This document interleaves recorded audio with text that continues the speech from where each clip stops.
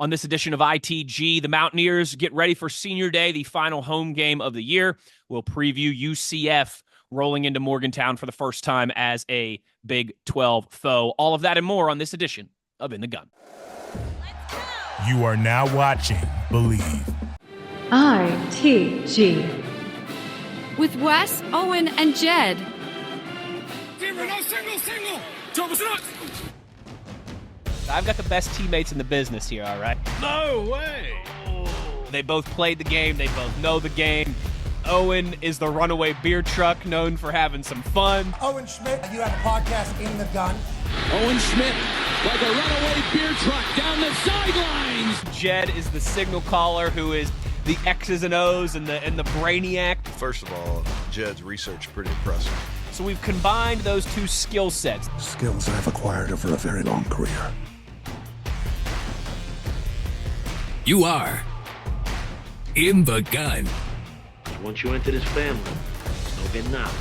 In the Gun, episode 213 of your new favorite WVU football podcast. I'm Wes Euler. I've got the best teammates in the game.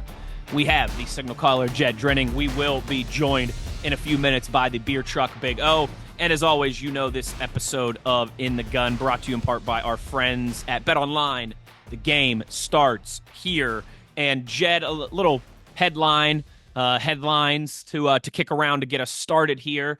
We know it is Senior Day. That means there will be a handful of Mountaineers playing their last game in Morgantown as they come down the stretch here of their collegiate careers. And of course, not all those guys, but plenty of those guys are going to have an opportunity to continue to play football at the next level, have a chance to state their case to get an opportunity to play on Sundays or potentially in one of these other leagues as well, too. Of course, kind of the first step in that draft process, if you will, is as these Senior Bowls, Shrine Bowls, East-West games, these postseason all-star games, scouting games, if you will. The invites for those start to roll out this time of year. Of course, the Reese Senior Bowl is and there's some big ones that I just named, but as a football guy and someone who spends way too much time in the draft process and combine and all those things as part of my day job, the Reese's Senior Bowl to me is kind of the crown jewel of all these types of scouting events and games and postseason opportunities. And two of our guys, of course, Wyatt Milam and Austin Brinkman, the long snapper as well, too, have been invited down to Mobile, Alabama to participate in the Senior Bowl. Wyatt has already officially accepted that. The Senior Bowl announced this week as well, too. So I don't think I'm going to be in Mobile this year because it's just before the combine, and they send me to the combine for a week. Why go to Mobile for 3 or 4 days beforehand? But you never know. I could end up running into those guys down there. And then Wyatt and Austin, as well as Sean Martin and Garnett Hollis, the four of them have been invited to the Shrine Bowl. It was announced this week as well, too. So those guys can get invited to multiple games, and then they have the opportunity to choose which one. It's almost like the last chance you get to do to make your commitment all over again, right? Like you get to choose out of high school where you're going to college. You get to choose out of college which one of these games you want to play in. But then after that, hopefully you're getting drafted and you're not making too many more of those decisions in the near future. Yeah. But yeah, so like I said, Wyatt Milam, excuse me here if I can get my computer to load. Garnett Hollis, Sean Martin, and Austin Brinkman, all invited to the Shrine Bowl, and then Austin Brinkman and Wyatt Milam both invited to the Senior Bowl. Wyatt has already accepted his Senior Bowl invite. So pretty cool, Jed. And this won't be the end of this, obviously. I would imagine we'll have some more of these rolling out, but always exciting to start here. Hot off the press, Wes. Hot off the press. I've got another one to add. The Hula Bowl has invited TJ Jackson, Fatorma Malba, Cole Taylor, and Brandon Yates. So awesome. You said there'd be more. Already there are more, but yeah, this is that time of year, and this is a part of the process that because of the injury Zach suffered in the regular season finale at Baylor, he was unable to take part, at least fully embrace and go full active in some of these. He was around some of these coaches at some of these games and got to do some things for them, but this is an opportunity that his teammates will get. Zach's former teammates that he didn't get to enhance their stock and to enhance their standing. Now, as meaningful as these live reps are against other elite competition, yes, that absolutely matters. But I'm not even so sure that it carries the day. Take the Senior Bowl, for instance. What these administrators, what these coaches love about the Senior Bowl is it's a genuine opportunity to be around the players, converse with the players, get to know the players, figure out what they like about the players, and maybe more importantly, outside the lines, part of what they don't like about the players. So it's a much the more fact that you much can, more casual environment than the scouting combine and pro days and things absolutely, like that. Yeah. which is very formal and structured, as you know, because you're there. But yeah, this is more about rubbing shoulders, shaking hands, kissing babies, getting to know people, answering questions, informal interviews, things like that. So yeah, these opportunities as they start to stack like solid pennies, the Senior Bowl is a big one. And yes, oh by the way, on the field and in practice, I mean you're going to be very limited the opportunities you get on game day because they're trying to get so many reps to so many kids on both rosters. But even throughout the course of the week in practice, the one-on-ones matter, the team sessions matter, because every rep you take it's no longer going against some kid that's never going to see the light of day at the next level. It's going against a kid that's going to get a puncher's chance to make it at the next level. So that attracts the scouts. But like we said, just as much as anything, what they get to do with you outside the lines. So couldn't be happier for all those Mountaineers that we just named, starting with the Senior Bowl. So let's get rocking and let's get rolling. And I've seen some mocks taking Wyatt as high as 14. So, in other words, some of the ones that I might actually trust a little bit, not the ones that Uncle Larry's put together on Thursday night at poker night. That's right. But yeah, some of the people with some insight and some knowledge put a lot of value on. He might be the third tackle off the board, which would put him in the top 15, depending on who you ask. But and Austin Brinkman, look, let's face it, I love the kid. I was telling you before we came on the air, Austin Brinkman. We're talking about the Senior Bowl first year. Incredible personality. Just what a fun kid. He's just such a fun locker room presence. Being around him's fun. He makes you smile. And he's carved out a little opportunity for himself that he might be collecting a nice check until he's 35 years old. I mean, he just might, and then retire if he wants to, because he can snap a football to a punter and to a holder. Set, man. It is a unique skill, and he is among the absolute best in America at doing it. Yeah, I know people like to say, like, teach your kids to be kickers, right? Because they can make a great living and not get hit. Teach your kids to be long snappers. Same type of thing, except for maybe they don't have as many eyeballs and get as much criticism as the kickers do when things go wrong. Yes. But yeah, no, you're absolutely right. These type of games, it is. You talk to anybody who's done the scouting combine, pro days, things like that. They say like you're like livestock at a state fair, or at a county fair. You are in your prodding, in your medicals and in your medicals and in your medicals and in your drills and in your drills and in your meetings and dinner and meetings and drills and more medical. This is very informal. They sit down at the cafe. They have practices. They sit down at the cafeteria and have dinner together. They hang out in the evenings. I remember Pat Meyer, who is the Steelers offensive line coach. This was before or around the time that the Steelers drafted Zach. He told a story about how at the Senior Bowl, he got to sit down with Zach in the cafeteria, and he was making fun of him for having goofy cauliflower ear. And he was like, "What's the matter with you, man? All you wrestlers, like, you want to have messed up ears? Like, why can't you just wear your headgear? What's the matter with you?" And he told a story about how he was joking around with Zach, and, he liked him ever since that moment. And that was, 2-3 months before the Steelers even ended up drafting Zach. So that stuff does matter. It's a different tone. It's a different vibe than the rest of, I think, the draft and scouting process for these guys and for the coaches and everybody involved too. So it's pretty cool. Pretty cool to see more, more of our guys there. If you encounter somebody Zach size with cauliflower ear, don't think away. That's a reason to speak up. No, you better lower your tone. Lower your tone and treat them very respectfully. Yeah. I know you have boys, so I'm sure you'll be covering this. I have daughters, so I don't listen. You never want to stereotype. They can be anything they want to be, but I don't imagine they're going to be real into like fighting people and things like that as they grow up. But if I had 2 sons instead of 2 daughters, I would tell my sons all the time, if you see somebody with cauliflower ears, shut your mouth. Don't say anything. Don't start anything. You do not want to mess with that guy. And don't let them get their hands on you. That's right. That's it. If anything starts, you walk the opposite way and get out of there, because it's not going to end well. They know what they're doing. Sound advice. Another person who knows what he's doing is our guy JR, of course, at Toothman Ford. We all know cars cost less in Grafton. Big shout out to everybody there at Team Toothman. As we roll along here on another edition of ITG, we will get to our first break here when we come back. On the other side, it's the final home game of the year. It's the penultimate game of the year. The Mountaineers at 5-5. Can they get that sixth win at home on Saturday to secure a bowl bid, to secure a non-losing regular season? The weather's going to be cold, and we don't know how many tickets are sold.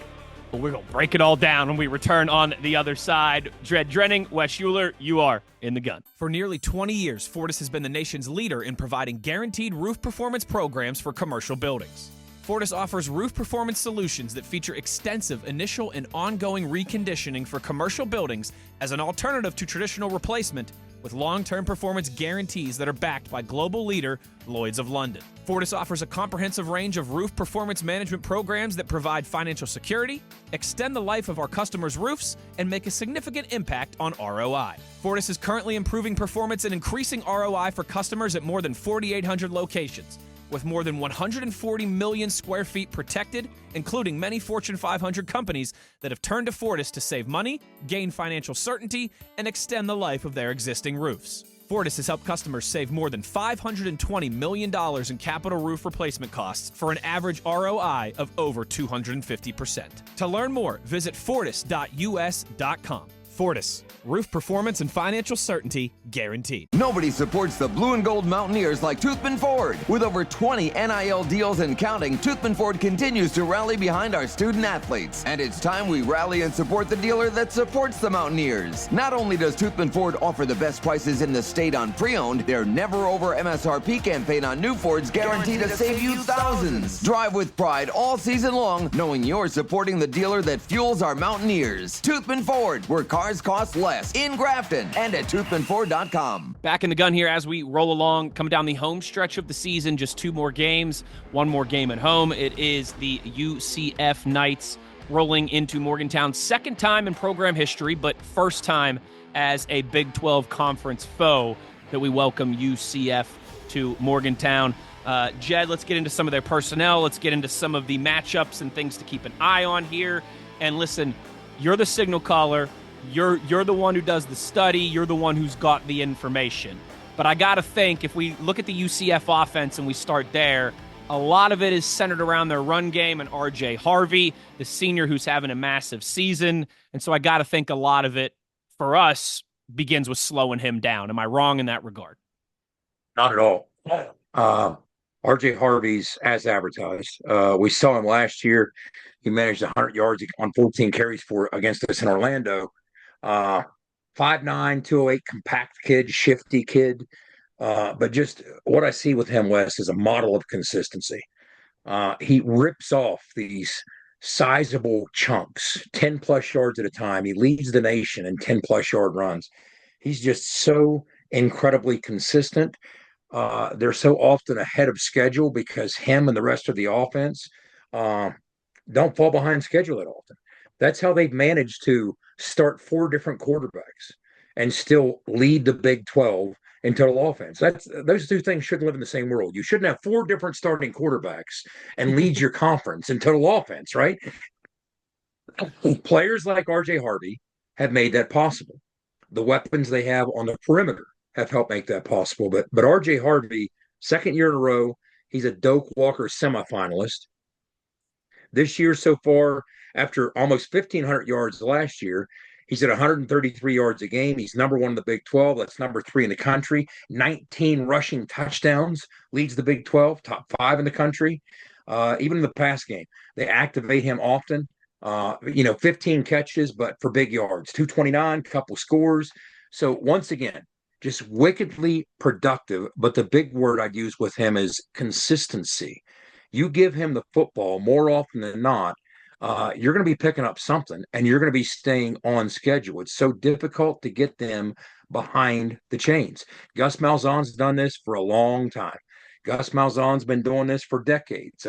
He's the only coach in the history of the game to win 100-plus games at both the high school level and the FBS level in college. He's been calling offense for a long, long time, at a very high level. He surrounded himself with people that he trusts. And speaking of people that he trusts, what they did, they got off to this quick 3-0 start. They had high hopes with KJ Jefferson transferring in at quarterback from Arkansas.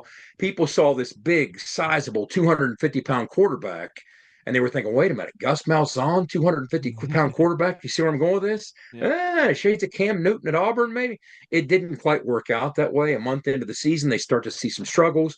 So 3-0 turns into a 5-game losing streak. They're sitting there at 3-5. Some tough decisions had to be made. He changed play callers on both sides of the football.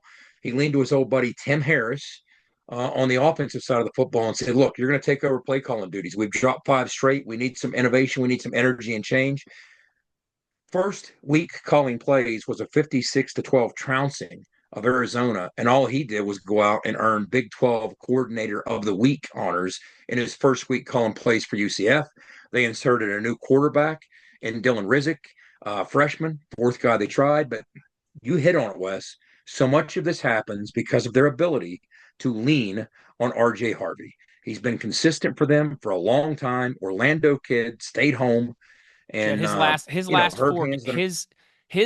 4 games look like me playing college football on the freshman difficulty. His last 4 games, 127 yards, 3 touchdowns, 184 yards, 3 touchdowns, 127 yards, 2 touchdowns, 196 yards, 2 touchdowns. That's his last 4 games.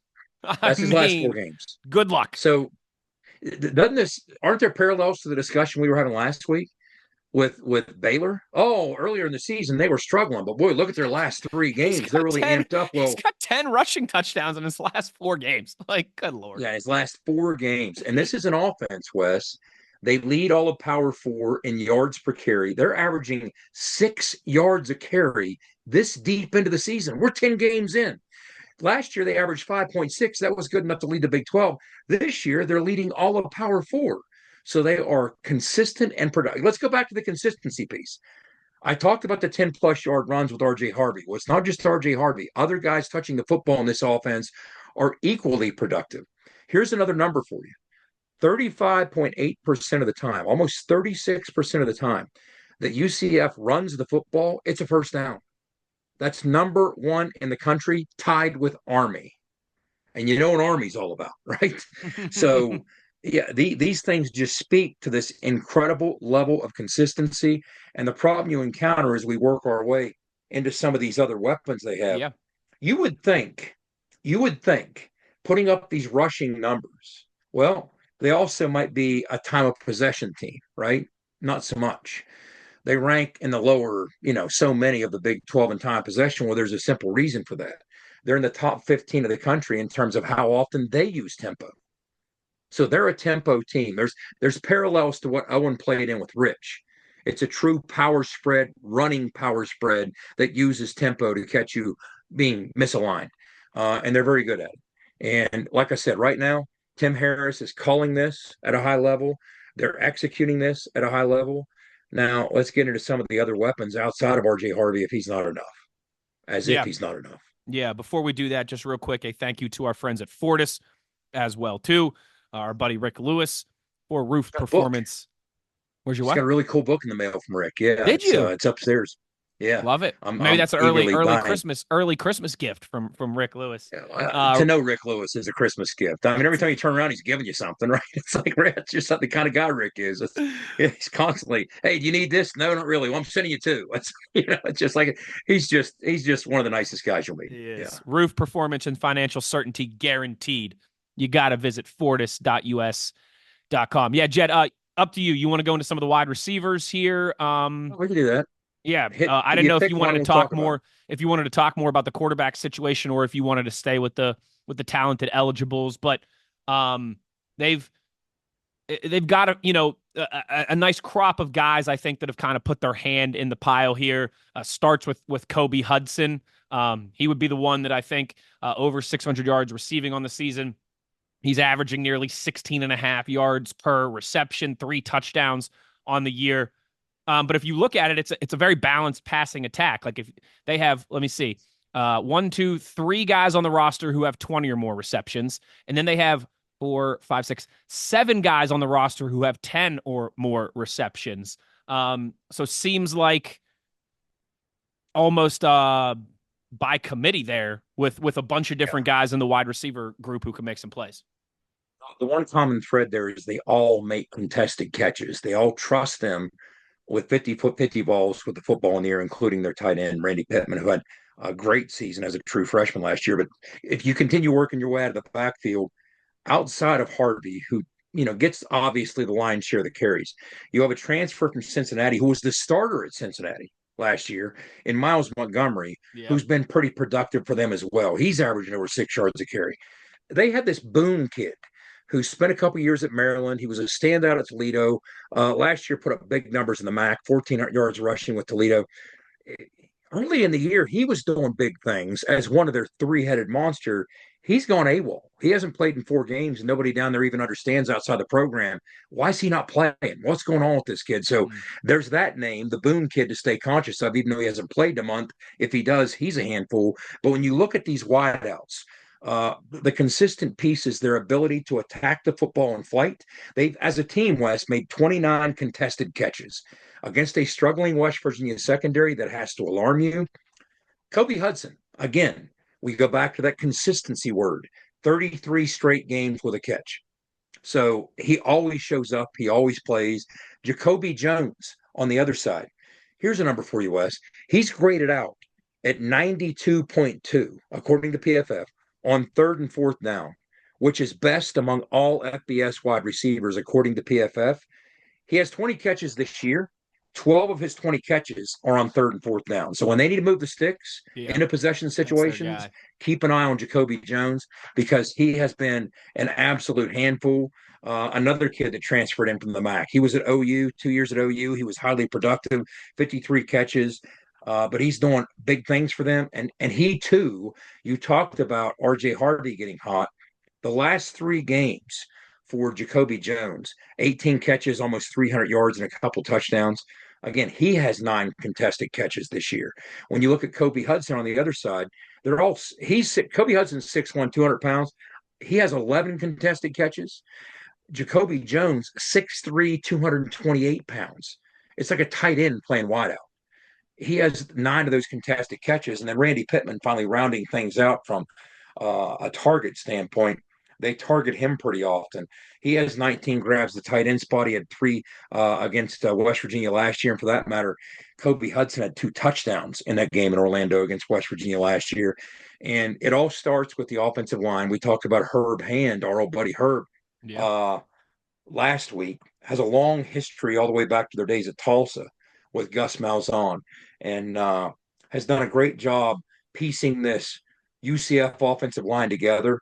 3 offensive line starters were gone, including 2 Big 12 honorable mention players coming into the season. So they had to do a bit of a rebuild, and they've done a nice job doing that, including a transfer in Marcellus Marshall, who came from a MAC school, who was a Morgantown High kid. And one of the big stories this week is him coming home to play at Mountaineer Field. He's obviously excited. So, yeah, when you look at some of the things they're doing with their skill guys, I marvel at the fact that they have found a way to start 4 quarterbacks. I don't ever remember this happening, and leading their conference in offense. That says so much. It's such a testament to everyone else. But when you look at the freshman Rizek, Dylan Rizek has started 2 games for them. He was a pretty highly touted recruit down there in Florida. But in the 2 games against Arizona and Arizona State, the common thread, he's got off to fast starts both times. Against Arizona, 14 of 18 in the first half, big first half, ended that first half with that Hail Mary touchdown. They had a huge lead. They blew the doors off Arizona. And then they went on the road to Tempe and faced a salty Arizona State team. And Arizona State, in this game, he starts the game 12 of 14. Matter of fact, at one point, he was 8 for 8 in his first road start. So this will be his second road start. Now, they talk about a lot of the operational penalties. They had some false starts and things of that nature, because when you're working in a new young quarterback, especially in that environment on the road, it's going to be a little rough around the edges. I think they had 9 total penalties. So Gus Malzahn has addressed the fact that he said, look, I think we'll cut into that in his second road start in Morgantown. So that was one of the storylines. But the other thing about this Rizek kid is we talked about the 4 turnovers being such a huge part of the storyline in West Virginia's win in Orlando last year. We had 4 takeaways. Wes, that's the only game in Neil Brown's tenure in Morgantown that we have 4 takeaways in a game. The storyline was we ran the football at UCF, but we forced 4 turnovers. And we're facing a freshman quarterback, so you'd think, great. Or is it? He has 81 dropbacks and just 1 turnover-worthy play. So he's been very judicious and smart with the football. He hasn't played frantic. He hasn't played scared. He's acted like a grizzled veteran. He's looked like on tape. He's making these throws. They're putting him in good positions. And, of course, when you're running the football at the level that they're running it, it sets up so many things, and so many things are made possible for creative play callers like Gus Malzahn and Tim Harris. And we were just talking about how this UCF offense, can you hear us? I see him, but I don't hear him. He's got Owen, you hear us? Oh, yeah, baby. Okay. We were just talking about how Can I just say real quick? Tempo. Hold on, just real quick. If Owen grew his beard like twice as long right now and dyed it gray, he could pull off Kevin Pittsnoggle for Halloween. Ah. You guys seen Pittsnoggle lately? He kind of has Owen's kind of got the look, just a little more beard and a little bit more salt in that beard. But sorry, he doesn't look like a principal, does he? And he is. But Jet too. We were just talking about UCF. Yeah, I was just going to say one last. They like to run the football. Go ahead. One last thing to add about this freshman quarterback now who's played the last 4 games. Yes, please do. In just 4 games played, and as a freshman quarterback, he's their second leading rusher on the season. Yeah. So I think that's important to note. Some sacks against Arizona State. He had 50-some yards rushing against Arizona West. So he's slippery and scary too. He's their second leading rusher as a quarterback who's played 4 games. That's impressive. Yeah, when there's parallels here to what you guys did with Rich. They're a spread team. They're a power spread team. They like to run the football, zone with some gap mixed in, but they also deploy tempo when they do it. So they're not a time of possession team. They're a team that likes to run the football. They're among the national leaders, but they attack you with tempo too to get some alignment advantages. Uh-oh. He's all silence on the O in front there, all silent. You got yourself muted. We can't hear you. Or is he just messing with us? Is he trying to? Can you hear me now? Both. Now we got you. Good. Yeah, we hear you now. Sorry about that. Yeah, they've been racking up yards all year. I've actually won some points off of those boys this year. That you have. You have. Thought he'd bring that up. Listen, there's some parallels. Freshman quarterback who burst onto the scene and is running for some yards. Big time running back. Got a bell cow. Yeah. RJ Harvey's a bell cow. He's a handful. He's just, again, the word I keep going back to as Wes and I have discussed this is he's just so freaking consistent. He's just, it's tough to knock him for a loss. He's tough to tackle at first point of contact. He's just so consistent. He's always moving the football forward. Yeah, I mean, Doak Walker, semifinalist last year. I mean, the kid's, like you said, he's been hella consistent. Big numbers last year, 1,400 plus, 16 TDs. I mean, that guy's an absolute workhorse for them. But they love to run the football, Jed. They love it. And they do, like you said, the tempo game, it does kind of remind you of yesteryears of some Rich Rodriguez's Mountaineer football. When you look at situations, they've been pretty effective. When they get in the red zone, we always talk about, how valuable it is to punch it in the end zone as opposed to settling for 3. They're 4th in the Big 12 in touchdown rate in the red zone, 68%. Again, pitted against a West Virginia defense that remains dead last in the Big 12, allowing a touchdown 76% of the time. And then when you look at third downs, this is in part because, as we've said so many times, they do an incredible job of winning on first and second down and staying ahead of schedule. They're 5th in the Big 12 and third down conversion rate at 43%. West Virginia, these situations are where we've struggled. We're dead last in the Big 12 at stopping you on third down as well. So those are the critical matchups that concern you. And when you look at what happened last week, the interior of this West Virginia defensive line that had really played well in recent weeks, not so much last week against a Baylor offensive line that really brought it. So I think it's going to be critical and imperative for Fatorma, Hammond Russell, those big body dudes with their hands in the dirt to show back up, start being disruptive once again. And we have to win on some of these early downs and get them off schedule. We got a hallmark moment. We got a guest speaker here. What do you want to say? We got the milk truck. Yeah. Now we're talking. We need to get him. We need to get him one of those big spray hoses. Just the runaway milk truck down the sideline. Oh, I absolutely love it. Brown UPS shirt. He's got a great picture of him tipping up a gallon of milk. I'll have to post it on here. Now we need some Nestle. That's fantastic. Another thank you to our friends at Johnson Equipment for being a presenting sponsor of In the Gun, your new favorite WVU football podcast. Now at Johnson Equipment, you can get 0% financing for 72 months, plus a free loader on select Coyote models in stock. You got to visit Johnson Equipment on Route 33 between Weston and Buchanan. Jed, any final offensive thoughts, or you want to spin the block here? Again, if you can disrupt what they do on early downs and at least get this freshman quarterback, if in fact it is the freshman quarterback, we should probably mention, we mentioned KJ Jefferson earlier. They also have a Miami transfer that's a very athletic kid that has started some games for them. Who knows how they might deploy him, if at all. I'm just guessing that we will see Dylan Rizek, who we've seen the last couple weeks. So I would like to win on some early downs, get them off schedule, and maybe follow somewhat of the script we followed last year in Orlando with 3 or 4 takeaways, because this kid has played, again, pretty smart football when it comes to protecting the ball, not putting it in harm's way. So if we could change that in his third start, that would be great. But I think the only way you're going to do that is maybe get them in some third longs, and that is a tall order, but disrupt them to the extent that you can, because they're going to get ahead of the sticks, take some shots, but dictate the flow of the game, because they don't just lead the Big 12 in rushing. They lead the Big 12 in rushing by like 40 yards a game. I mean, they are so comfortable and so effective and so consistent in doing this. It's going to take yeoman's work to knock them off schedule as we hope to do. 400. Yeah, Jed, and getting back to Harvey. Oh, sorry about that. Yeah, getting back to Harvey a little bit.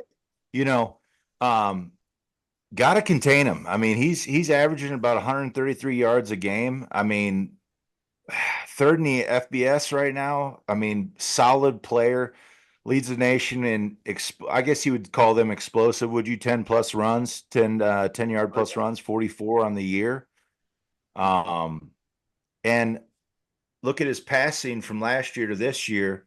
Last year was 14 with 100, 4 TDs, for 30 yards. But this year, 15 catches, 229 yards. Looks like they've added a little bit of wrinkle there to get him a little more production in the pass game as well. Yeah, they're finding some matchups they like in the throw game with him. Yeah, not only does he have 19 rushing touchdowns, he also has 2 receiving touchdowns already as well. So 21 touchdowns in 10 games. Is that good? That sounds like super Steve numbers. That's Stedman Bailey numbers, baby. He had 25 touchdowns in a season. He might hit that. He might hit that Stedman Bailey mark. Goodness gracious. He might in fact do that. It's pretty solid. Pretty solid. We got to work it out for us. We sure do. No doubt about it. Jed, you want to spin the block here and take a look at the UCF defense? Yeah, we can do that. If you want to hit some of the high points, when you look at what they've done defensively, we talked about the switch in play callers. Well, they did the same thing the same week.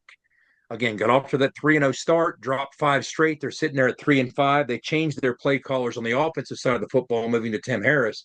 Well, on the defensive side of the football, they jettisoned Ted Roof, who had a long history with Gus Malzahn. They were back at Auburn together. Ted Roof was fired. He was replaced as the defensive play caller by Addison Williams, who coaches their secondary. And in 2 games, excuse me, guys, 2 games he's called the plays. The first game was that 56-12 boat race of Arizona. in which they only allowed 261 yards.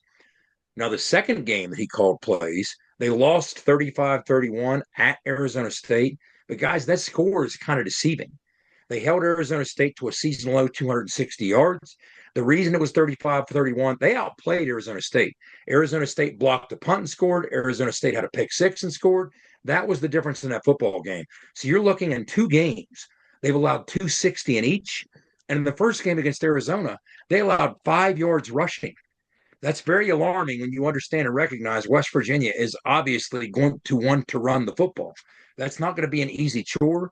We're going to have our hands full when we step out to do it. And what they do schematically, it's a little bit different. Some people might even call it a version of the odd stack, but you'll also see them in some odd fronts.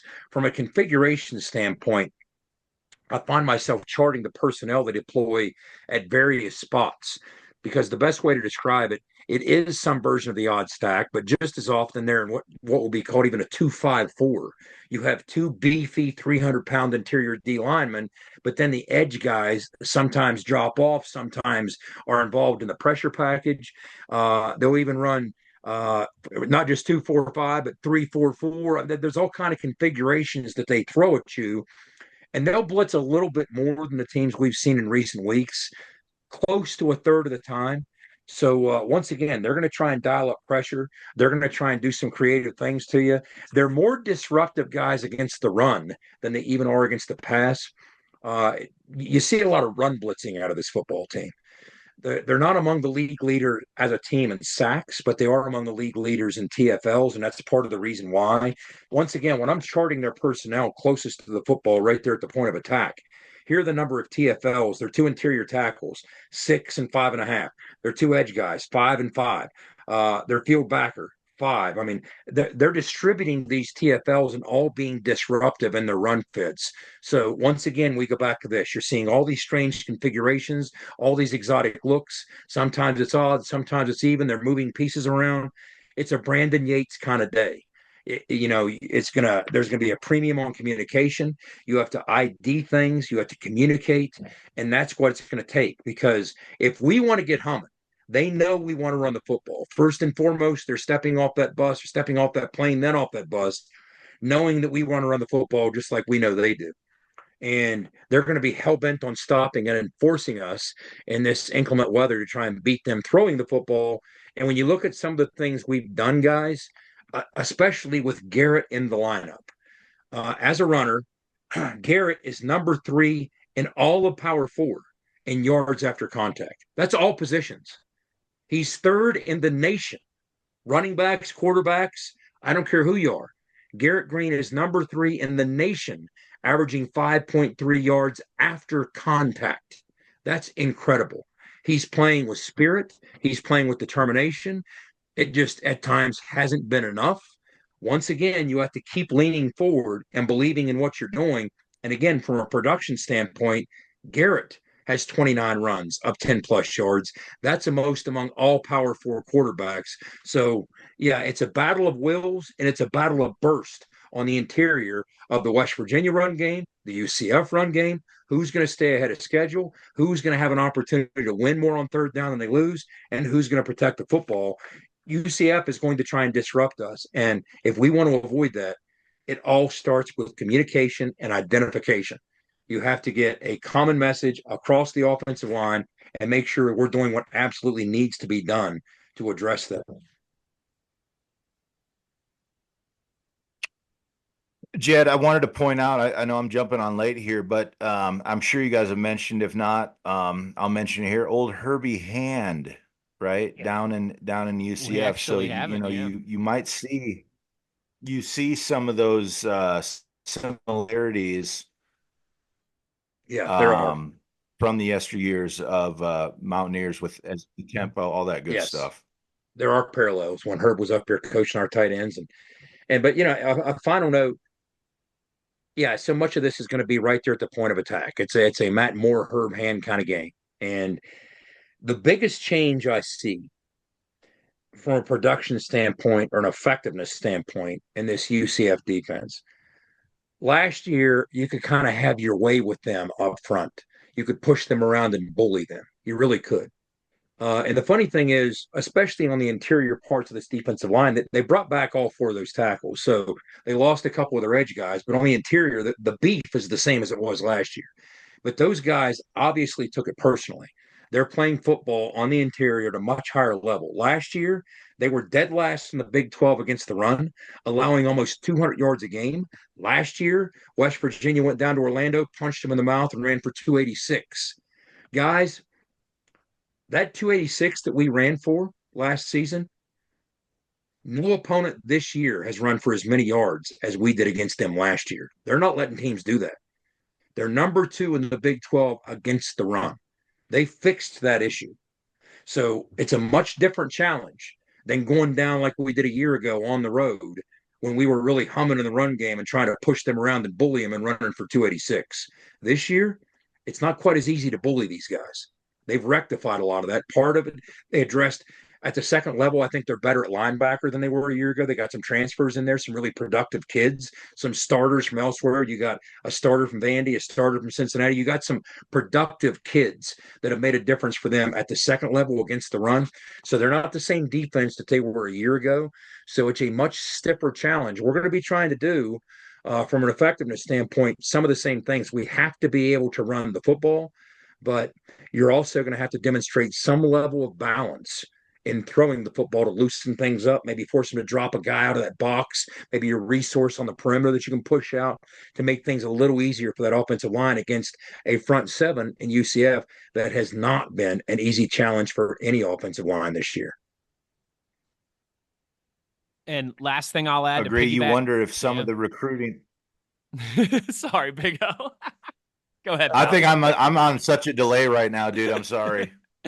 You're getting those storms rolling through that were up here about 2 hours ago. I know it. I'm telling you, I can't believe we haven't lost power again right now. Well, knock on wood. We almost lost it a few times earlier, so I wish you good fortune as well too. Yeah, I was just gonna say the one thing that I was gonna piggyback off of Jed's point there was he's talking about how you can't push them around up front anymore. That's tangible, I think, in a roster, guys, that now has 7 different dudes with interceptions this year and 4 different guys who have forced fumbles. They have 7 guys with at least 1 or more interceptions. They have 4 different guys that have forced fumbles.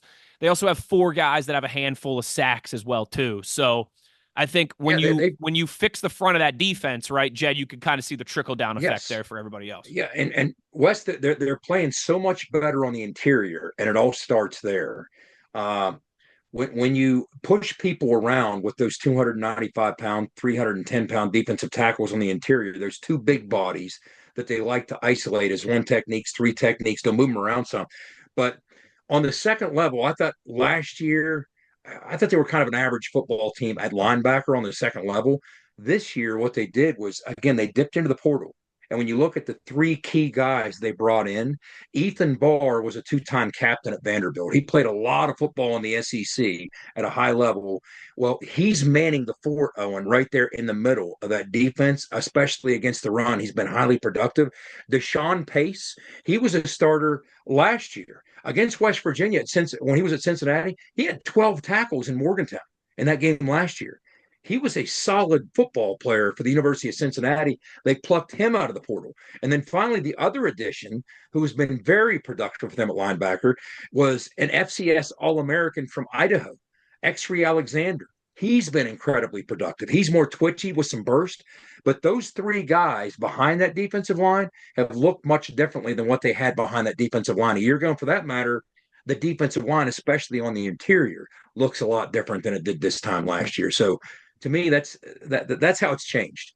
But you're right, Wes. They got a lot of playmakers spread throughout this defense, really at all 3 levels, doing different things. Very positive for them on the defensive side of the football.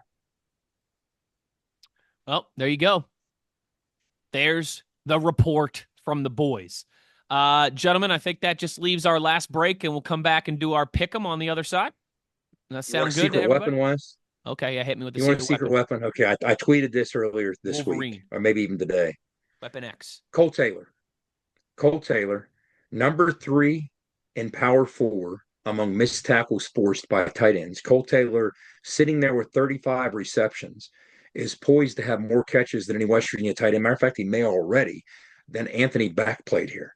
So you're going back a long time to find somebody who had as many opportunities and catches as Cole Taylor. And he's that tight end room in general is making things happen for us. And I think in this type of game, we talked about identification that spills outside of the offensive line. It's not just Brandon Yates and those starting five. It also involves Traylon Davis, Cole Taylor, even Jack Samarco. So I think that might be the X factor for us offensively if we want things to hum, not just in the run game, but then in the throw game as an extension of the run game. That's what I wanted to close with. I think that's well said. When this offense has been at their best, I think the tight ends have been at the focal point in a lot of that attack. So let's get that going early and often on Saturday. Certainly, good call there by the signal caller. All right, final break. We'll come back. We'll do our Big 12 weekly pick'em before we get out of here. On the other side, you are in the gun. There are better-known tractors in the world than Coyote. Ones with bigger names, longer histories, more popular hats, cute toy lines. But there's not a single tractor ever been built that's better equipped to do the dirty work. So we'll just focus on what really matters. Coyote, we dig dirt. Now at Johnston Equipment, get 0% financing for 72 months, plus a free loader on select Coyote models in stock. Visit us on Route 33 between Weston and Buchanan. Back in the gun here as we wrap this thing up on episode 213. It is time, of course, for our weekly pick'em.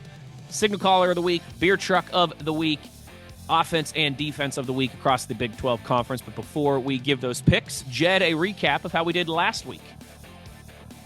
Last week, 3 out of 4 of us did nothing. We didn't rank in the top 5. I picked Iowa State. They threw for 234, which was 7th best.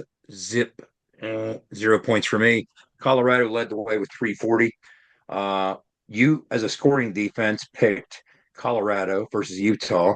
They placed 6th, so 0 for you.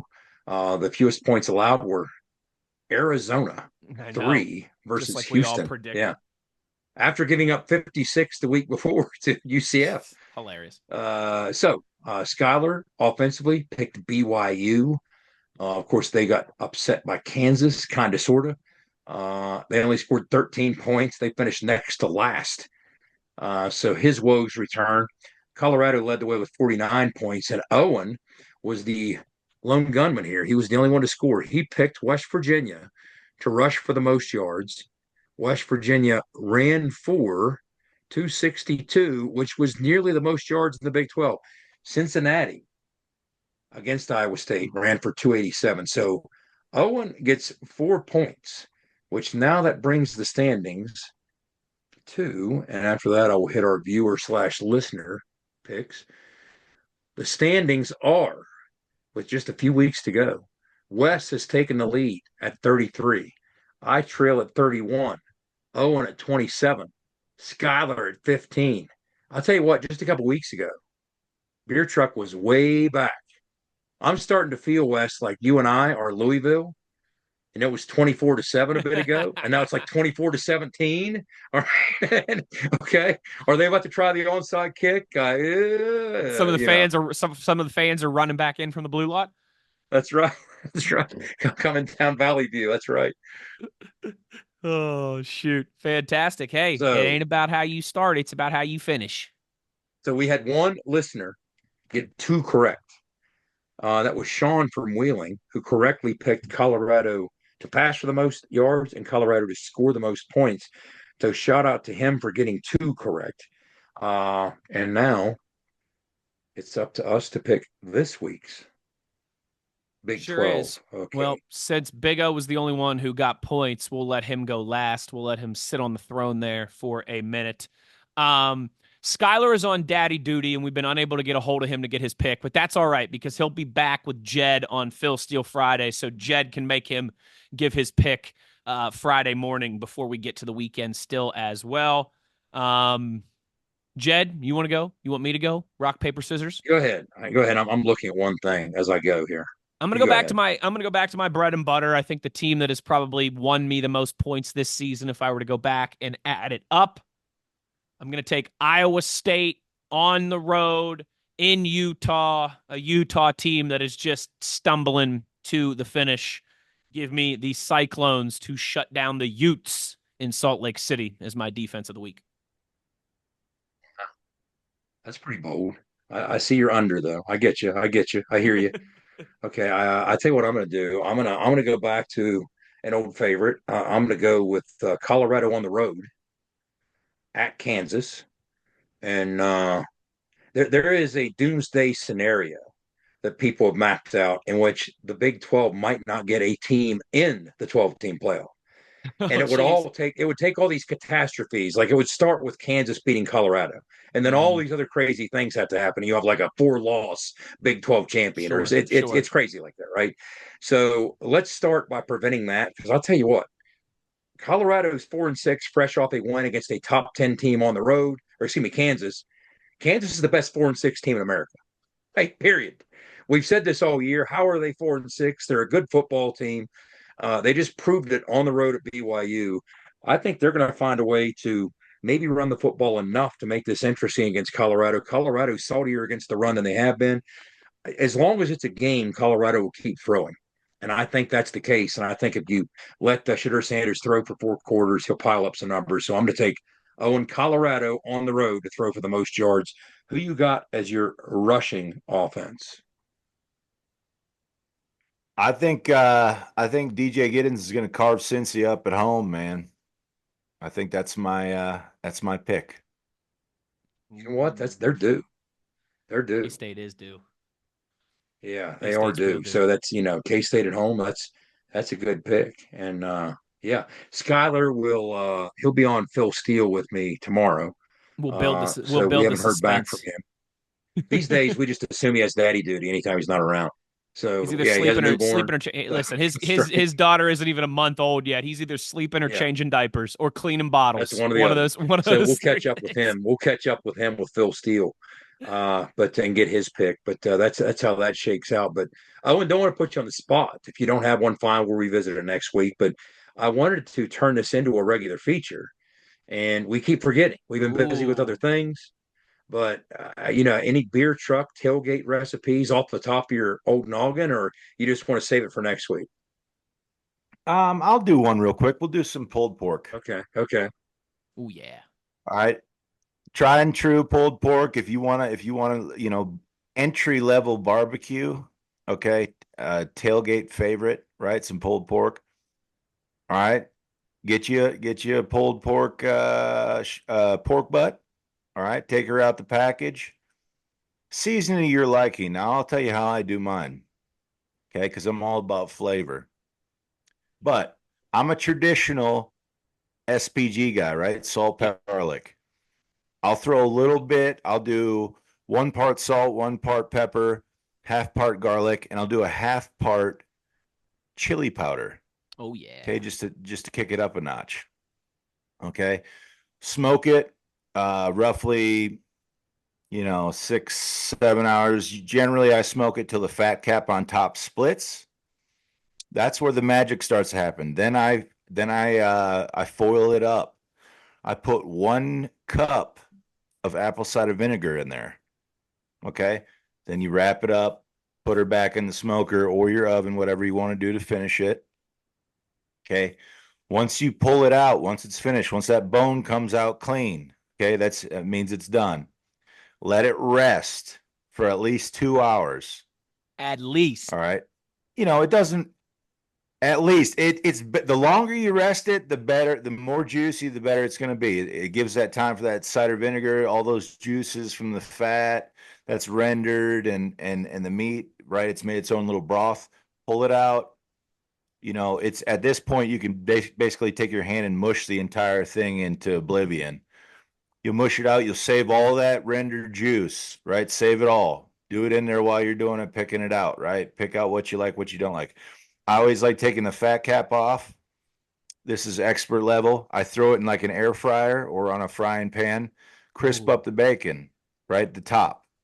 It's not the bacon, but it's the fat cap. Crisp it up. Then I like to chop it up, throw it in there for just like extra little different bites, right? Because you don't want all mush. I don't personally. Ooh, yeah. So you get a little bit of different textures in there. Okay. And then at this point, you can whip up a quick, whatever you want to drizzle, you want to put on there. Honey and a little bit of cayenne pepper. All right. So you get the sweet heat. Okay. And some brown sugar. Mix that in a bowl up.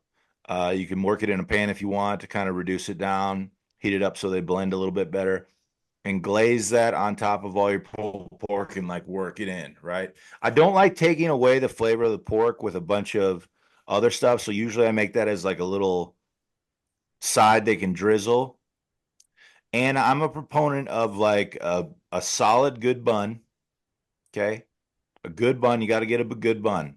Hamburger buns are okay, but I like a solid, brioche, something with a little girth on it, a little bit of meat.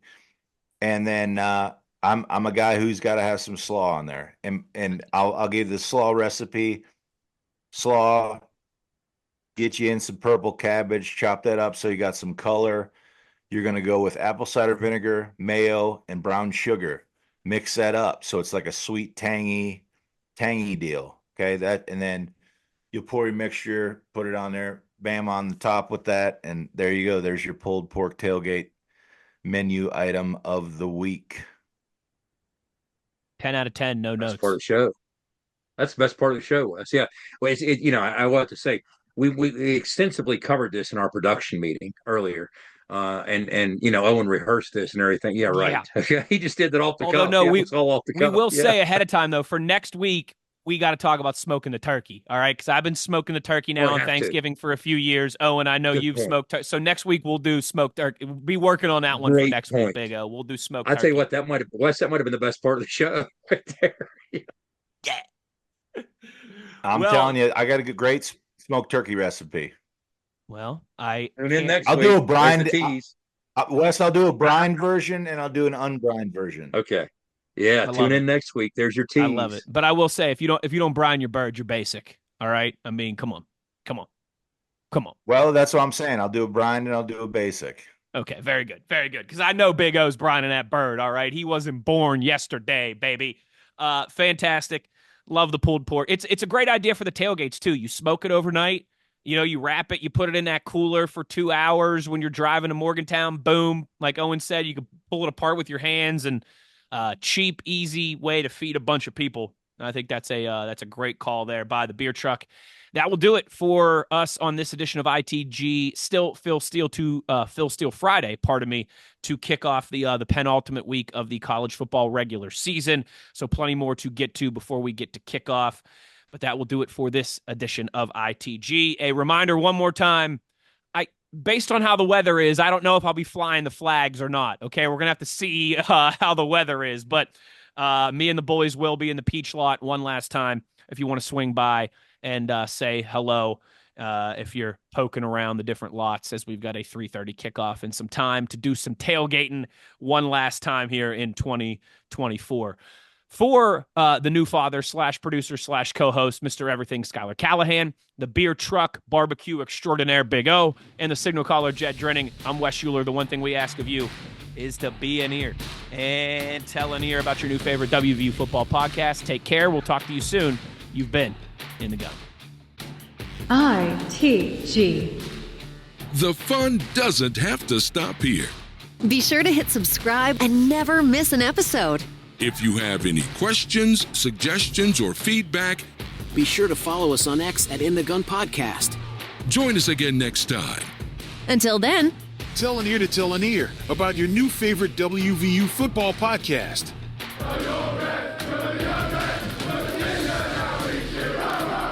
This mission is over. It's over.